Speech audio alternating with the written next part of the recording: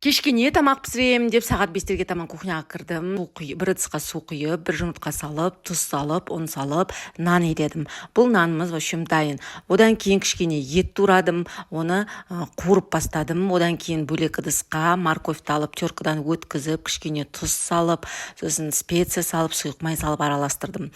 Етімді қуырып, үстіне пияз, морковь салдым. Оған дейін жаңағы нанымыз иленіп тұрды. Оны екіге бөліп, осылай беспармақ сияқты етіп, екіге бөліп осылай жаямыз. Оның біреуіне бағанағы жарты морковьтың начинкасын салып, жайғастырып осылай ораймыз. Жаңа рулет пайда болады осындай етіп видеодағыдай тураймыз. Екінші жартысына да осылай етіп тураймыз. Жаңағы етіміз піскеннен кейін томатымызды салып, специямызды, тұзымызды салып, кішкене су құйып, жаңағы тураған рулеттерімізді осылай саламыз. Сөйтіп 45 минутқа бұқтырып қоямыз. Негізі бұл тамақты мен өте сирек жасаймын, себебі кішкене ауырлау болады, ас болсын.